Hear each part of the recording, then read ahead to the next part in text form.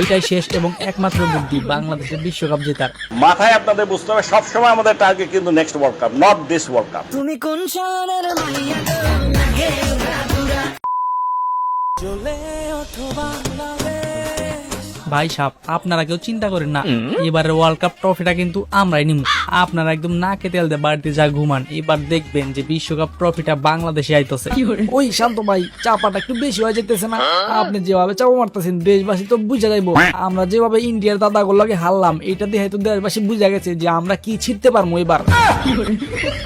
ওই বেটা কথা কম কর, তুই কি ভুলে গেছস আমি তখন ক্যাপ্টেন। বেশি কথা কইলে তোর কিন্তু এবার দলে রাখবো না। ও আমি আপনাদের একটা কথা বলতে চাই, শান্ত ভাইয়ের ক্যাপ্টেন্সি কিন্তু একদম বিশ্বমানের ক্যাপ্টেন্সি। তিনি যেভাবে ক্যাপ্টেন্সি করে মনে হয় যে ক্যাপ্টেন্সি তার রক্তে মিশে আছে। তিনি অনেক ভালো মানের ক্যাপ্টেন। তিনি যদি এইভাবে ক্যাপ্টেন্সি করতে থাকে তাহলে আমাদের বিশ্বকাপ নেওয়া থেকে কেউ আটকাইতে পারবো না। মাথায় আপনাদের বুঝতে হবে সবসময় আমাদের টার্গেট কিন্তু next world cup, not this world cup. Liton ভাই, শান্ত ভাই, সমগ্র বাংলাদেশি সাপোর্টারদের একটাই চাওয়া যে আপনারা দুইজন কবে রানে ফিরবেন। বাংলাদেশের মানুষ কি আদৌ দেখতে পারবে আপনাদের হাতে রান? আরে ভাই আপনি এটি কি কইতাছেন? দেখেন নাই দাদাদের সঙ্গে কি ম্যাচটা খেলছি, মাত্র 100টা রান হইলে আমি সেঞ্চুরি করে ফেলতাম। আর যে লিটন দেখতেছেন আমার পাশে, ও তো মাত্র 94 রানের জন্য লিটন কুমার দাস সেঞ্চুরি করতে পারে নাই। থাক লিটন, মন খারাপ করিস না, সামনে বার তুই সেঞ্চুরি করতে পারবি। তো যাই হোক, আমি সমস্ত দেশবাসীর কাছে একটাই কথা বলতে চাই যে এবারের বিশ্বকাপ আমরা যেভাবে আগাচ্ছি, যেভাবে আমরা নিয়ে যাচ্ছি, এবারের বিশ্বকাপ আমরা জিতব।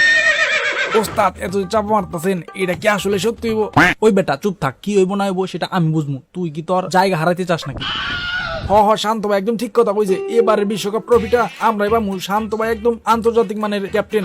মায়ের দোয়া ক্রিকেট টিমের ওপেনিং এর যে অবস্থা, তাতে কি আমাদের সোমালিয়া সরকার এবং লিটন কুমার দাস কোনোদিনও রানে ফিরতে পারবে? ভাই সাহেব, আপনারা কেউ চিন্তা করেন না, এবারের ওয়ার্ল্ড কাপ ট্রফিটা কিন্তু আমরাই নিব। আর আমার পাশে দাঁড়িয়ে আছেন আমার শ্রদ্ধেয় বড় ভাই শরুম আল হাসান ও তুগ্গু সাকিব আল হাসান, ওনাকে নিয়ে এবার আমরা বিশ্ব জয় করবই।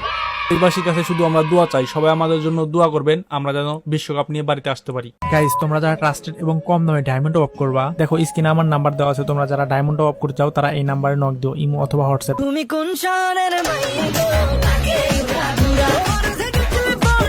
পুরা মাথা ঘুরায় গো, লাগে উড়াদুরা। ওই কোহলি ভাই, আপনি বিশ্বকাপ খেলা বাদ দিয়ে এখানে কি সাপরি পোলা বাইনে টিকটক বানাইতেছেন? চলেন বিশ্বকাপ খেলতে হবে না। আরে সাকিব ভাই, দুঃখের কথা আর করেন না, আইপিএল এ টানা 6টা ম্যাচ জেতার পরে ভাবছিলাম এবারে আইপিএল ট্রফিটা আমরাই নিমু। জীবনের প্রথমবার আখেরি খায়েশ পুরো হইব, আইপিএল ট্রফিটা নিমু। কিন্তু ভাই আমার আখেরি খায়েশটা পূরণ হইলো না। খেয়াল লাগা মনের দুঃখে টিকটক করে মনের দুঃখ কমাইতেছি। আপনিও চলে যান, আমি আইতাছি। ওই কোহলি ভাই, আপনি চিন্তা করেন না, আইপিএল ট্রফি পার নাই তো কি হয়েছে, এবার আপনি ইন্টারন্যাশনাল ট্রফি লয়ে আইবেন। চলেন আমেরিকা যাই। আর যাব না আমেরিকা।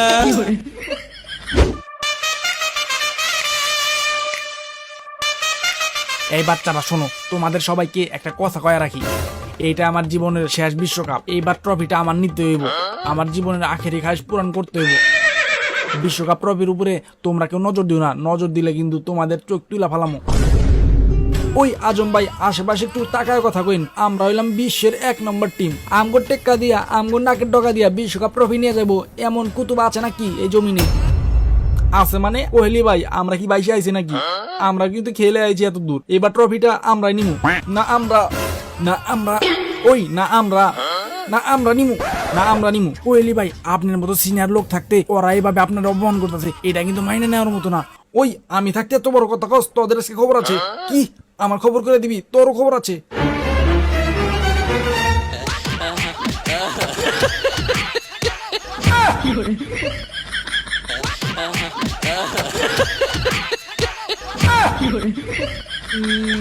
এইটাই তো চাইছিলাম, সবাই মারামারি করবো, এর পাক দিয়া ট্রফিটা বাংলাদেশে লইয়া যাবো। এইটাই শেষ এবং একমাত্র বুদ্ধি বাংলাদেশের বিশ্বকাপ জেতার।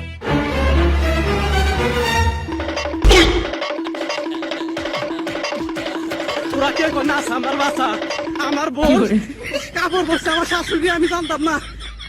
গাইস আজকে আমি তোমাদেরকে দেখাবো আমি এই ভিডিওগুলো কিভাবে বানাই, কতটা কষ্ট করতে হয় আমার একটা ভিডিও বানাইতে। ফার্স্ট অফ অল তোমরা নিচে দেখো যে কতগুলো অডিও আর উপরে দেখো কতগুলো ভিডিও। এই ভিডিওগুলো কিন্তু এখানে এমনি এমনি আসে নাই, ফার্স্টে 3D বানাইতে হয়েছে, তারপর এখানে আনতে হয়েছে, আর তারপরে এখানে অডিও অ্যাড করতে হয়েছে, আর অডিও অ্যাড করার পরে অডিওগুলো মিলাইতে হয়েছে, তারপর ভিডিও মিলাইতে হয়েছে, তারপর কালার গ্রেড করতে হয়েছে। এখানে অনেকগুলো প্রসেস আছে, যেটা একটা ভিডিও বানাইতে আমার কমপক্ষে হলো 7 দিন লাগে পুরো প্রসেস শেষ করতে। আর এই 7টা দিন পরে আমি যদি একটা ভিডিও বানাই, তারপরে তোমরা সেই ভিডিও দেখে লাইক করো না, কমেন্ট করো না, আসলে এটার জন্য অনেক বেশি খারাপ লাগে। সো তোমাদের কাছে আমার একটা রিকোয়েস্ট থাকবে, আজকে ভিডিওতে লাইক করে দিবে এন্ড কমেন্ট করবা যে ভিডিওটা কেমন হয়েছে। আর সাবস্ক্রাইব এবং পেজে ফলো না দিয়ে থাকলে অবশ্যই ফলো এবং সাবস্ক্রাইব তো মাস্ট।